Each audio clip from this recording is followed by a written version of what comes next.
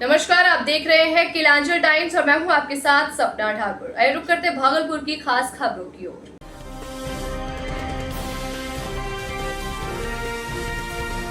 किलांचल times, हर खबर पर हमारी नजर। एक बार फिर तेज रफ्तार का कहर देखने को मिला। गुरुवार की रात नारायणपुर भगवान पेट्रोल पंप के समीप तेज रफ्तार बाइक और ट्रक में टक्कर हो गई। हादसे में बाइक पर सवार 2 युवक गंभीर रूप से घायल हो गए। स्थानीय भवानीपुर पुलिस की मदद से घायलों को सामुदायिक स्वास्थ्य केंद्र नारायणपुर में भर्ती कराया गया। चिकित्सकों ने प्राथमिक उपचार के बाद 9 युवक को भागलपुर मायागंज रेफर कर दिया। घायलों की पहचान दरभंगा जिले के घनश्यामपुर थाना क्षेत्र के नारी कुमेरी गांव निवासी रामप्रसाद साहू के रूप में हुई है। तो वहीं आपको बता दें कि दोनों खगड़िया से नवगछिया की ओर जा रहे थे। घायल कन्हैया कुमार ने बताया कि वे दोनों रिश्ते में मौसेरे भाई लगते हैं।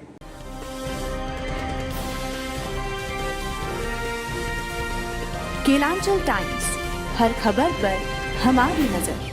बिहार के मुख्यमंत्री नीतीश कुमार ने राज्य के पेंशनधारियों को एक बड़ी सौगात दी है। 1 करोड़ 11 लाख से अधिक सामाजिक सुरक्षा पेंशनधारियों के खातों में सीधे डीबीटी के माध्यम से 1127.27 करोड़ रुपए की राशि ट्रांसफर की गई। ये पहल मुख्यमंत्री की उस प्रतिबद्धता का हिस्सा है जिसमें समाज के बुजुर्ग, विधवा, दिव्यांग और वंचित वर्गों को सामाजिक और आर्थिक सुरक्षा प्रदान करने की बात कर रहे हैं। इस अवसर पर भागलपुर में भी एक भव्य कार्यक्रम का आयोजन किया गया। स्थानीय टाउन हॉल में आयोजित कार्यक्रम में बिहार सरकार के श्रम संसाधन मंत्री की विशेष उपस्थिति रही। उनके साथ भागलपुर के जिला अधिकारी डॉक्टर नवल किशोर चौधरी, जिले के विधायकगण, प्रशासनिक पदाधिकारी और बड़ी संख्या में पेंशनधारी भी मौजूद रहे। बिल्कुल, आज बिहार के जितने हमारे पेंशनर हैं, पेंशनर हैं, उनके लिए एक भाव का पल है। कभी किसी ने सोचा नहीं था कि माननीय मुख्यमंत्री आदरणीय नीतीश कुमार जी ने इस परिस्थिति में, एक मैंने वीडियो देखा है चैनल के माध्यम से कि मीडिया है, जब उसको पता चला कि मेरे खाते में अब 400 नहीं 1100 रुपया आया तो उसके खुशी के आंसू आंख से निकल गए। आप समझ सकते हैं कितना ये बड़ा पल है। इस चैनल के माध्यम से पूरे बिहार के सभी पेंशनधारियों की तरफ से माननीय मुख्यमंत्री जी को बहुत बहुत आभार, धन्यवाद। निश्चित रूप से न्याय के साथ विकास की जो प्रतिबद्धता है माननीय मुख्यमंत्री जी, उसको चरितार्थ करते हुए एक और कड़ी आगे बढ़ते हुए आगे आके वैसे जो हमारे समाज के अंतिम पंक्ति में खड़े लोग हैं उनका भी विकास हो, बिहार का भला हो, बिहार विकसित बिहार बने, इस सोच में एक कड़ी और आगे बढ़े हैं। जब परिवार खुश रहता है तभी विकास भी होता है। जब परिवार खुश रहता है तो आगे कुछ काम करने की इच्छा हो रही है। इसलिए आपके चैनल के माध्यम से माननीय मुख्यमंत्री जी को, माननीय उप मुख्यमंत्री आदरणीय कुमार चौधरी जी को, विजय सिन्हा जी को बहुत बहुत धन्यवाद, आभार।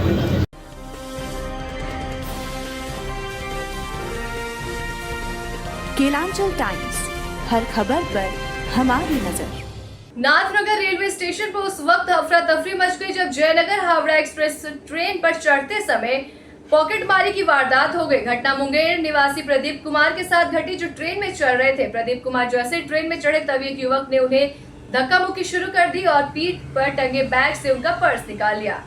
संदेह होते ही प्रदीप चलती ट्रेन से कूद पड़े और साहस दिखाते हुए भाग रहे पॉकेटमार को पकड़ लिया। घटनास्थल पर मौजूद अन्य यात्रियों ने भी सहयोग करते हुए आरोपी को पकड़ लिया। इसके बाद आरपीएफ और डायल 112 को सूचना दी गई। कुछ ही देर में आरपीएफ की टीम मौके पर पहुंची और आरोपी को हिरासत में लेकर जीआरपी को सौंप दिया गया। गिरफ्तार युवक की पहचान राघोपुर निवासी सौरभ कुमार के रूप में हुई है। जीआरपी ने मामला दर्ज कर लिया है और आरोपी को जेल भेजा जाएगा। फिलहाल जीआरपी ने पॉकेटमार को भागलपुर जीआरपी थाना ले जाकर आगे की पूछताछ शुरू कर दी है। हमारा पर्स मार के भाग गया था। कहाँ से आ रहे थे? Nathnagar train, Nathnagar station. क्या क्या चोर पकड़ाया है क्या? हाँ। किसको फोन किए थे? 112 आया, चोर पकड़ा गया? हाँ। पुलिस पकड़ ली है। कहाँ, क्या नाम हुआ आपका? मेरा नाम प्रदीप कुमार है। घर मुंगेर पड़ता। कहाँ से आ रहे थे? नाथनगर से सीधे ट्रेनिंग सेंटर से सीधे। कहाँ जा रहे थे? मुंगेर। क्या ट्रेन पकड़ने आए थे? हाँ। क्या नाम है? प्रदीप कुमार। घर मुंगेर।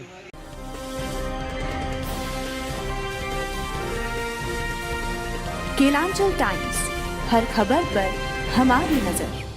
भागलपुर से इस वक्त की बड़ी खबर सामने आ रही है, जहां मधुसूदनपुर थाना क्षेत्र में पुलिस ने एक बड़ी सफलता हासिल की है। पुलिस ने अपराध की योजना बना रहे 3 कुख्यात अपराधियों को गिरफ्तार कर लिया। इनके पास से भारी मात्रा में हथियार, गोलियां, लूटी गई रकम और दस्तावेज भी बरामद किए गए हैं। मामला मधुसूदनपुर थाना क्षेत्र के गोलाहट गांव स्थित बिहियार का है, जहां गुप्त सूचना के आधार पर पुलिस ने छापेमारी की जानकारी मिली थी कि कुछ अपराधी किसी बड़े आपराधिक वारदात को अंजाम देने की योजना बना रहे हैं। इन अपराधियों में से 2 पर मुफस्सिल थाना मुंगेर में हत्या का मामला दर्ज है, जबकि तीसरा अपराधी सबौर थाना क्षेत्र में लूट की वारदात में शामिल रहा। वरिष्ठ पुलिस अधीक्षक भागलपुर के निर्देशन में एक विशेष छापेमारी टीम का गठन किया गया, जिसमें नगर पुलिस अधीक्षक और नगर 2 के उपाधीक्षक शामिल थे। टीम ने त्वरित कार्रवाई करते हुए मौके से 3 अपराधियों को हिरासत में लिया और अन्य आपत्तिजनक वस्तुओं के साथ गिरफ्तार किया। 2 देसी कट्टा, 7 जिंदा कारतूस, 2 खोखा, 1 बिंडोलिया, 2 मोबाइल फोन, 40,000 नगद, 1 पैन कार्ड, आधार कार्ड और बैंक पासबुक। गिरफ्तार अपराधियों की पहचान इस प्रकार हुई: लालजी कुमार, सन्नी कुमार, मनोज यादव, सिटी यादव। फिलहाल पुलिस तीनों अपराधियों से पूछताछ कर रही है और ये पता लगाने की कोशिश कर रही है कि इनका नेटवर्क किन किन जिलों तक फैला हुआ है। भागलपुर पुलिस की इस कार्रवाई की इलाके में जमकर सराहना हो रही है। दिनांक 10 जुलाई 2025 को प्रातः में मधुसूदनपुर थाने की पुलिस को सूचना मिली कि सिटी यादव के बागान में कुछ अपराधी वहां पर बैठकर अपराध की योजना बना रहे हैं। यह भी सूचना थी कि मुंगेर के एक हत्याकांड 385-24 का फरारी, इसके ऊपर इनाम भी घोषित किया जा रहा है, सिटी यादव, वो वहां पर उपस्थित है। यहाँ पे इस लूट की जो योजना बनाई जा रही थी, उसी समय पे हमारी जो मधुसूदनपुर थाने की टीम थी वो वहाँ पर पहुँची और वहाँ पर छापामारी करी। घटनास्थल पर कुछ 3 अपराधकर्मी पकड़े गए, 2 अपराधकर्मी वहाँ से फरार हो गए। जो अपराधकर्मी वहाँ पकड़े गए हैं उनके नाम हैं लालजी कुमार, सन्नी कुमार और सिटी यादव। अभिषेक कुमार और एक अन्य व्यक्ति वहाँ से फरार हो गया है। वहाँ पे कई भारी मात्रा में जो चीज़ें बरामद हुई हैं वो हैं 2 देसी कट्टे बरामद हुए हैं, 7 जिंदा कारतूस बरामद हुए हैं, 2 खोखे बरामद हुए हैं, 1 गोली रखने वाला केस बिंदुलिया बरामद हुआ है, 2 मोबाइल बरामद हुए हैं, जिनके बेसिस पे हम लोग आगे तकनीकी अनुसंधान कर रहे हैं। यह भी सूचना है कि जो सबौर में अभी 6 तारीख को जो लूट की घटना हुई, कारित की गई है, वो भी इनके द्वारा कारित की जा रही थी। वहाँ पर पैसों का बंटवारा किया जा रहा था, उसमें से 40,000 रुपये भी बरामद हुए हैं। इस संबंध में हम लोग आगे देखेंगे कि इसमें और किन किन के कांडों में इन सब की संलिप्तता है। जो लालजी कुमार है, इसका लंबा चौड़ा आपराधिक इतिहास है। इसके ऊपर कुल 7 कांड दर्ज हैं, जिसमें नाथनगर मधुसूदनपुर थाना अंतर्गत 6 केस दर्ज हैं, जिसमें लूट के, रंगदारी के, आर्म्स एक्ट के केसेस दर्ज हैं और मुंगेर में 385-24 हत्या का मामला दर्ज है। इसके अलावा सन्नी कुमार का भी आपराधिक इतिहास है। इसमें मुंगेर पे 385-24 पिछले वाले कांड में ही साथ में सहअभियुक्त कर्मी हैं। सिटी यादव के ऊपर नाथनगर मधुसूदनपुर के अंदर 220-19 कांड दर्ज है, जो कि रंगदारी और मारपीट का कांड था। आर्म्स एक्ट भी लगा हुआ है इसमें जो भी टीम शामिल थी, जो SDPO 2 हैं राकेश, इसके अलावा मधुसूदनपुर थाना प्रभारी राहुल और जो भी साथ में हमारी टीम थी, वो सभी को पुरस्कार के लिए घोषणा किया जा रहा है।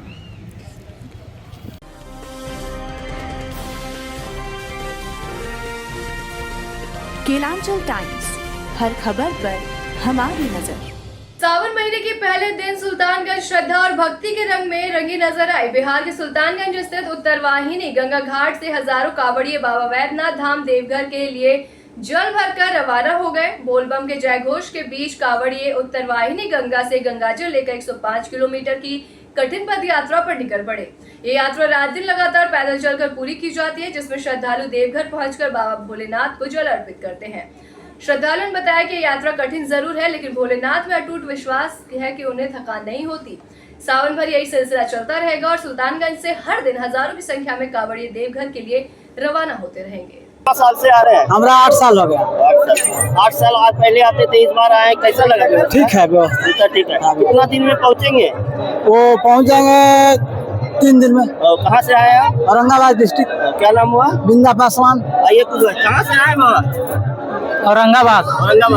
कैसी व्यवस्थाएं लगी यहाँ की? अच्छा लगा। अभी कितना दिन में पहुँचेंगे वहाँ? 3 दिन में। 3 दिन में पहुँचेंगे।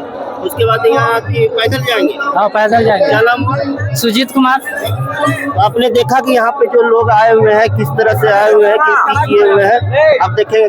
2 दिन का टारगेट लेके चल रहे हैं, तीसरा दिन में जल ढाल रहे कैसे जाते हैं? दौड़ के। हाँ डाक बंद नहीं जाते, दौड़ के जाते हैं।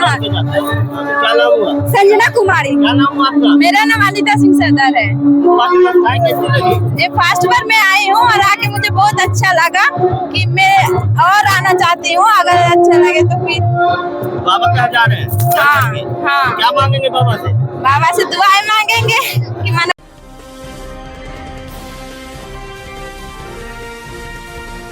केलांचल टाइम्स, हर खबर पर हमारी नजर। भागलपुर जिले के सुल्तानगंज स्थित नमामि गंगे घाट पर बिहार सरकार के पर्यटन विभाग द्वारा श्रावणी मेला उद्घाटन समारोह का आयोजन किया गया। कार्यक्रम का नेतृत्व जिलाधिकारी डॉक्टर नवल किशोर चौधरी ने किया। मुख्य अतिथि के रूप में उप मुख्यमंत्री सम्राट चौधरी और विजय सिन्हा उपस्थित रहे। उनके साथ कई मंत्री, सांसद, विधायक, एमएलसी और प्रशासनिक अधिकारी मंच पर मौजूद थे। कार्यक्रम की शुरुआत अतिथियों को अंगवस्त्र, पुष्प और वृक्ष भेंट कर सम्मानित किया गया। उद्घाटन समारोह में उप मुख्यमंत्री ने संयुक्त रूप से दीप प्रज्वलित कर मेले का शुभारंभ किया।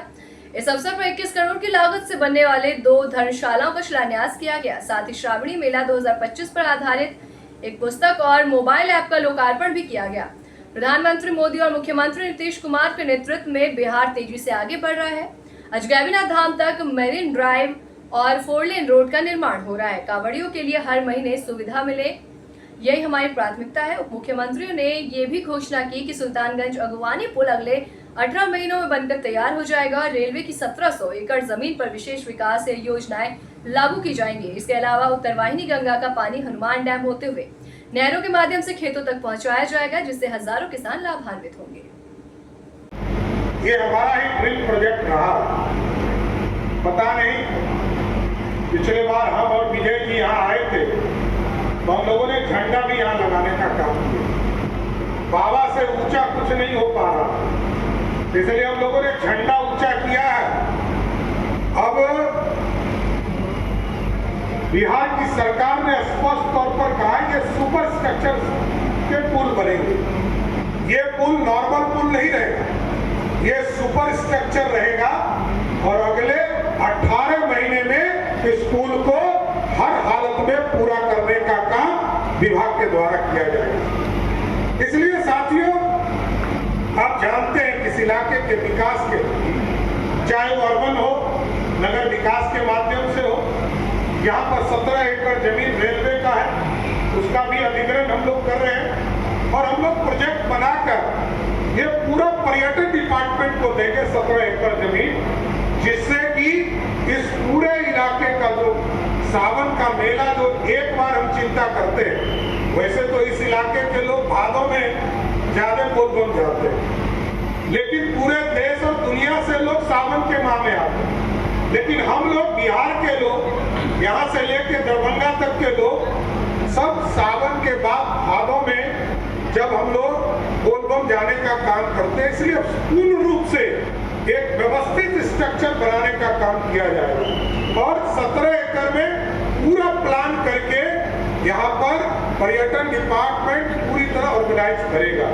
और एक रास्ता और है साथियों, जिससे सुल्तानगंज और इस भागलपुर का विकास होगा। अभी हम लोगों ने छोटे एयरपोर्ट के तौर पर मुंगेर एयरपोर्ट को, भागलपुर एयरपोर्ट को, सहरसा एयरपोर्ट को, बीरपुर एयरपोर्ट को, मधुबनी एयरपोर्ट को, वाल्मीकि नगर एयरपोर्ट को और मुजफ्फरपुर एयरपोर्ट को बनाया। लेकिन बड़े एयरपोर्ट भी बनाने, तो आपको स्पष्ट करते हैं कि सुल्तानगंज में भी एक भव्य एयरपोर्ट बनेगा जो बाबा अजगैबीनाथ के नाम पर। और यहाँ से पूर्णिया में भी, क्योंकि अब कुछ काम हमारे बचे हैं। आदरणीय प्रधानमंत्री जी जब सितंबर के माह में आएंगे तो पूर्णिया से भी हमारा एयरपोर्ट हवाई यात्रा शुरू कर देगा। लेकिन साथियों, इस इलाके के विकास और जैसा कि कहा ललित जी ने, यहाँ से गंगा जल उठाकर हम लोग हलमना डैम ले जा रहे हैं और हलमना डैम ले जाकर जो सिंचाई का काम है, चाहे वो मुंगेर जिला हो, बांका जिला हो, भागलपुर जिला हो, ये तमाम जो खेत में पानी की दिक्कत होती थी, इसको भी सारी टेंडर की प्रक्रिया पूर्ण कर ली गई है।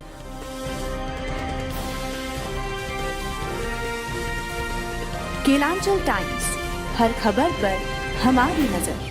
तो ऐसी भागलपुर की तमाम छोटी बड़ी खबरों से जुड़ने के लिए देखते रहे केलांचल टाइम्स। नमस्कार।